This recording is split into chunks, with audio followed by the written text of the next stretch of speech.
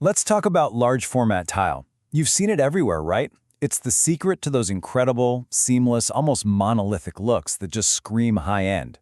Fewer grout lines, a super clean, modern vibe, what's not to love?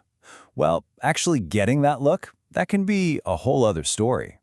Yeah, because let's be real for a second. These tiles are a high-stakes game. They're big, they're heavy, and they are completely unforgiving. One little mistake doesn't just cost you a single tile. It can torpedo your timeline, your budget, and honestly, your sanity. But here's the good news. It really doesn't have to be a nightmare. In fact, if you know the right techniques, the pro-level secrets, you can totally master these tiles. So let's open up the Pro's Playbook and figure out how to turn this challenge into a masterpiece. First things first, we need to know exactly what we're up against. What is it about these big tiles that makes them so uniquely tricky? So officially, the industry calls a tile large format, or LFT for short, if it has at least one side that's longer than 15 inches. And that covers a lot of ground, from your classic 24 by 24 inch squares to those super popular 12 by 24 planks, all the way up to those massive 24 by 48 inch giants. Now this slide right here, this busts the biggest myth about large format tile. You'd think, hey, bigger tiles, fewer pieces, this will be faster, right? Wrong. It's the complete opposite. These things are heavy, sometimes needing 2 people just to move one. They also have this natural tendency to bow in the middle. We'll talk more about that warpage later, which means you're fighting it the whole time. It all adds up to more work and a much, much higher risk of lippage. You know, when one tile edge sticks up higher than its neighbor. And that brings us to what is, without a doubt, the most critical part of the entire job. Seriously, if you only remember one thing from this whole explainer, let it be this: you cannot, under any circumstances, skip proper substrate preparation. I really can't say this loud enough. Almost every single major failure, I'm talking cracked tiles, hollow spots that sound crunchy when you walk on them, and that infuriating lippage, it almost always traces back to a floor or a wall that wasn't perfectly flat before a single tile was laid. So how flat is flat enough? Well, the industry standard is ridiculously strict. We're talking no more than 1/8 of an inch of variation over a 10-foot span. That's about the thickness of 2 credit cards. It gets even crazier. Only a 1/16 of an inch of variance over any 24-inch area. This is way, way flatter than what you need for a standard little tile. So, here's the key takeaway. You can't fix an unflat floor with mortar. It's a battle you will lose every time. The pro approach is methodical. You grab a long straight edge, find every single high and low spot, you grind down the mountains, fill in the valleys, and then, for that truly perfect pool table flat surface, you pour a self-leveling underlayment. It's basically liquid perfection for your floor. Okay, so once your substrate is absolutely perfect, it's time to talk about the glue that holds this whole beautiful project together. And believe me, when it comes to LFT, not just any old mortar is going to cut it. You have to use a mortar that is specifically rated for large and heavy tile. You'll see it labeled LHT, or maybe medium bed mortar, and this chart shows you exactly why. Your standard thin set just can't handle the weight. It won't fill in those tiny gaps from the tile warpage, which leads to hollow spots and a weak bond.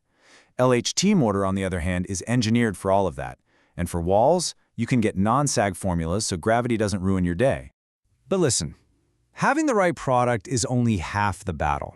The way you apply it is what really separates the amateurs from the pros. And for this, it's a 2-part process. It's not optional. First up, you key in the mortar.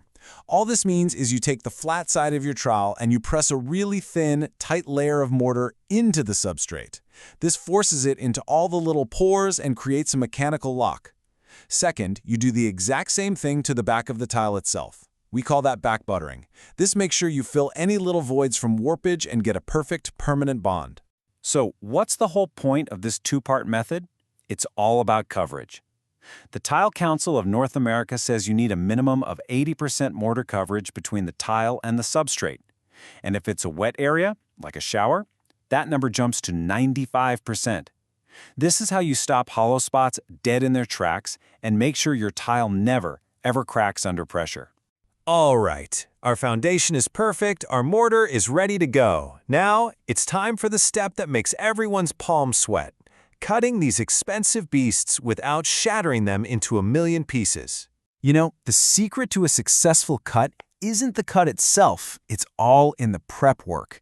The #1 most important rule is to support the entire tile. Any little piece hanging off the edge of your saw table creates tension right at the cut line, and that's what makes it snap. A great pro tip is to place it on a piece of foam board. It absorbs all the vibration. And of course, use a sharp, new diamond blade. Don't cheap out on the blade. Now, when you actually go to make the cut, whatever you do, don't just try to plow through it in one pass. The pro technique is all about patience. First, you make a really shallow scoring pass right on your line. Then, using a slow back and forth motion, you make a bunch of passes, going just a little bit deeper each time.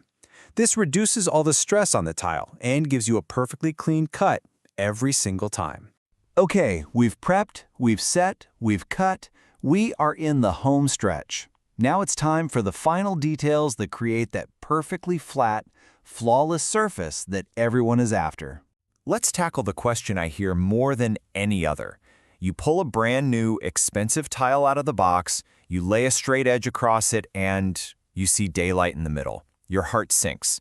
Is it a defect? Did you get a bad batch?